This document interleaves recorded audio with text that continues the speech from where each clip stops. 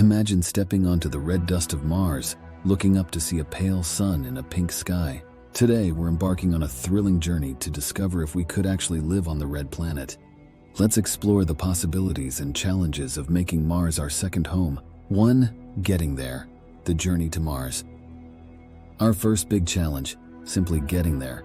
Mars is about 140 million miles away at their closest alignment, and getting there takes more than just a map and some snacks. It's a 7-month journey that requires a spaceship capable of carrying all the fuel, food, and supplies needed for a crew. Innovations like SpaceX's Starship and NASA's Orion are in the works to make these trips feasible. These spacecraft are being designed to support life for months in the vacuum of space, a true test of endurance and technology. 2. Life support and spacecraft reliability. Speaking of life support, the International Space Station gives us a glimpse into living in space with systems that recycle air and water. For Mars, we need even more advanced systems that are completely self-sufficient, as resupply missions won't be as feasible.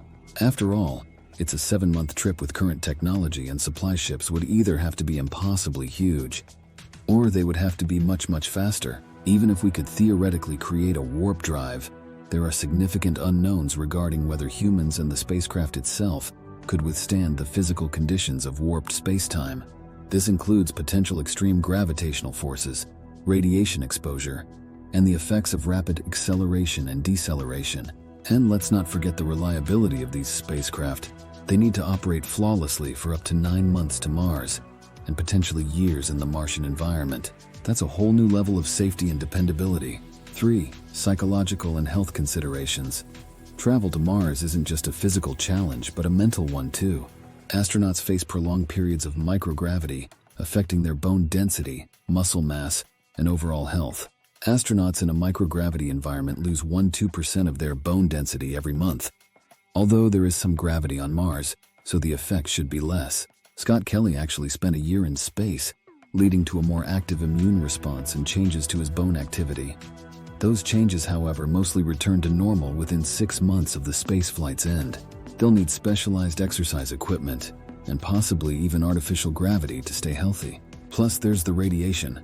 Without Earth's magnetic shield, Mars-bound astronauts will face higher levels of cosmic radiation. Advanced shielding and possibly medications to protect against radiation effects are critical. Prolonged exposure to low-gravity environments has been associated with vision problems in astronauts, known as visual impairment intracranial pressure, VIP syndrome. The exact cause is still not well understood, but changes in fluid distribution affecting the eyes and brain are suspected. 4. Setting up base, habitat creation. Once we land, the next step is setting up base. Mars's thin atmosphere means any surface habitation needs to protect against extreme temperatures and radiation. Current concepts include building habitats underground or using Martian soil, known as regolith, to shield against these elements. The use of Martian regolith as a protective layer is feasible and is a concept under active study.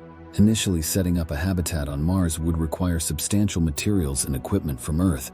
The process of establishing a sustainable human presence on Mars involves numerous challenges, and overcoming these would depend heavily on the ability to transport and utilize resources from Earth in the early stages.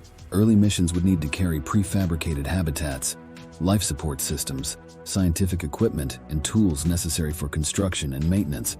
These habitats would need to be robust enough to protect against Mars's extreme environment, including radiation, temperature extremes, and dust storms. 5. Living off the land, resource utilization. Surviving on Mars means utilizing what the planet offers. This involves extracting water ice from beneath the surface and using technology like MOXIE, which has successfully produced oxygen from Mars' CO2-rich atmosphere. And then there's food. Traditional farming won't work on Mars, but hydroponic systems where plants grow in a nutrient-rich solution without soil could be the answer. These systems are crucial for a sustainable Martian diet and maintaining physical and mental health. Speaking of oxygen, MOXIE's initial tests on Mars produced about 5 grams of oxygen per hour, roughly what you'd need to keep a small dog breathing. But here's the kicker. This technology is scalable. A larger, more powerful MOXIE could one day support entire human missions. 6. Evolutionary changes. Adapting to Mars. Living on Mars could change us in ways we've never imagined. With only 38% of Earth's gravity, we might get taller, and our bodies could adapt with wider chests and hips to accommodate new breathing and walking challenges. So perhaps over time, Martians will grow both stockier and taller. Now, one thing's for sure, while an Earth person might really enjoy going to Mars and enjoying that light gravity, somebody that's acclimated to Mars would be miserable on Earth. Imagine going on a vacation and carrying 3 times your body weight the whole time. And yes, even our skin might turn a shade of orange due to dietary changes and increased exposure to solar radiation. So in conclusion, colonizing Mars isn't just a distant dream. It's a real possibility that could happen within our lifetime. The challenges are immense and the risks are high, but the potential for human expansion and survival makes Mars an enticing, albeit daunting, new frontier. The journey to Mars is not just about surviving, but thriving, adapting, and evolving. As we stand on the brink of becoming an interplanetary species, we must consider not only how to reach Mars, but how to live there sustainably and ethically. Mars is calling. Will you answer?